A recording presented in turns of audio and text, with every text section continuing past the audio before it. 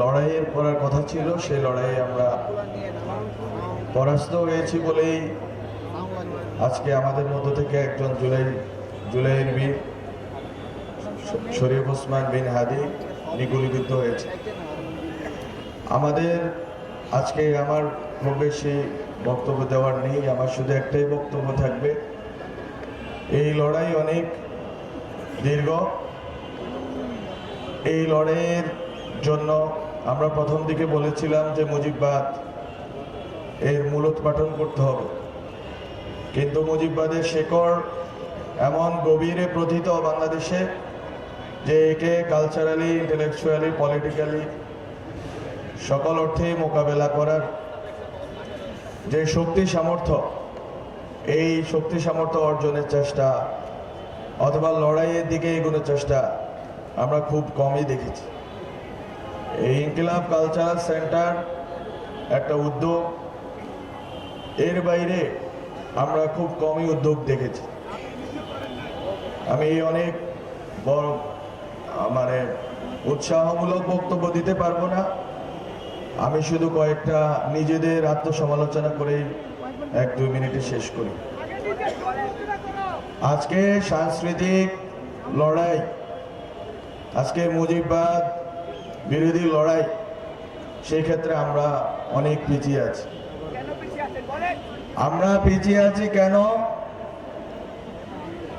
এটার কারণ হচ্ছে আমাদের সাংস্কৃতিক লড়াইয়ের যেই ডিমার্কেশন লাইন, সেই লাইনে আমরা কোনো কাজ করতে পারি।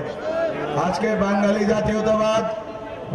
জাতীয়তাবাদের ভিতর দিয়ে 4 মূলনীতির ভিত্তিতে, 72-এর সংবিধানের ভিত্তিতে যেই মুজিববাদ প্রতিষ্ঠা হয়েছে, যে মুজিববাদের মধ্য দিয়ে হাজার হাজার মানুষের লাশ ফেলা হয়েছে এই স্বাধীন বাংলাদেশে, এবং ভারতীয় আধিপত্যবাদকে বজায় রাখার জন্য এখানের কালচারাল অ্যাক্টিভিস্টদের থেকে শুরু করে, এখানের বুদ্ধিজীবীদের থেকে শুরু করে, শিক্ষকদের থেকে শুরু করে আইন অঙ্গনের লোকদেরকে সবাইকে কবজা করে ফেলা হয়েছে।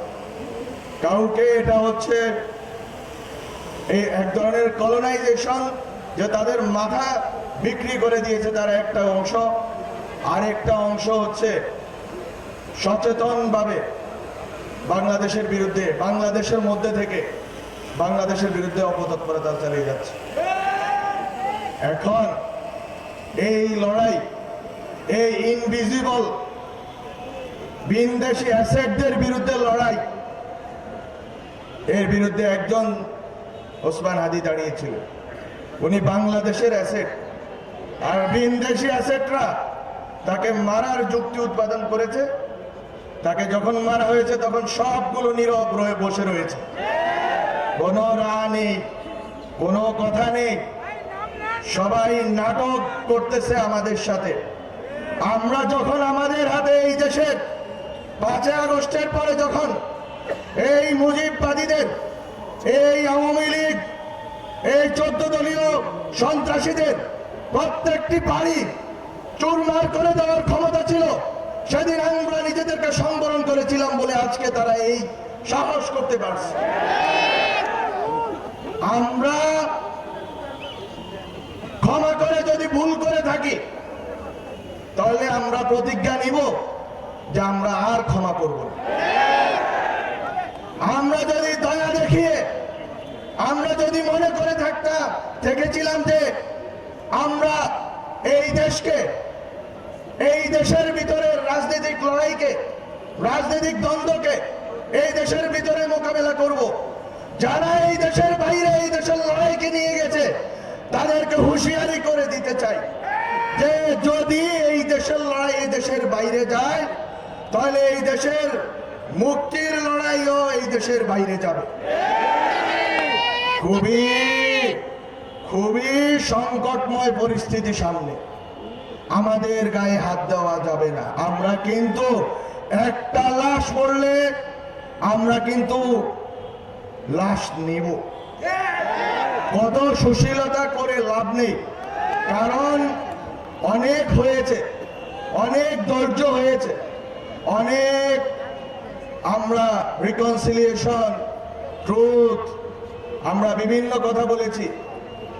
আমরা বলেছি যে আইসিটি ট্রাইব্যুনালে স্বচ্ছ প্রক্রিয়াতে আপনারা বিচার করুন।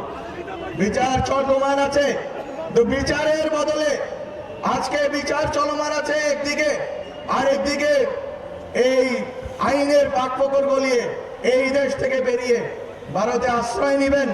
ভারত থেকে আপনারা বাংলাদেশে সন্ত্রাস করার উস্কানি দিবেন এবং সন্ত্রাস চালাবেন, আমার ভাইয়ের উপর গুলি চালাবেন। আমরা এটা বরদাস্ত করব না। আমরা এটা বরদাস্ত করব না। কিভাবে করব না? এখানে বাংলাদেশে ভারতের এবং বিদেশিদের যারা স্বার্থ রক্ষা করবে তাদের অনিরাপদ থাকতে দেওয়া যাবে না। আমরা যদি নিরাপদ না থাকি এই দেশে আমাদের শত্রুরাও নিরাপদ থাকতে পারবে না। এটা হচ্ছে বেসিক কন্ডিশন। আমি আর কথা বাড়াবো না, কিন্তু আপনাদেরকে এই আমাদের শরীরের জোশ, গরম, শক্তি, বিপ্লব সবকিছুর আছে।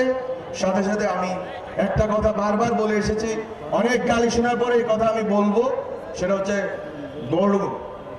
আপনারা ইনকিলাব কালচারাল সেন্টারের মতো সেটার আদর্শ রাজনৈতিক অবস্থান যাই থাকুক, জুলাইয়ের পক্ষে ছিল।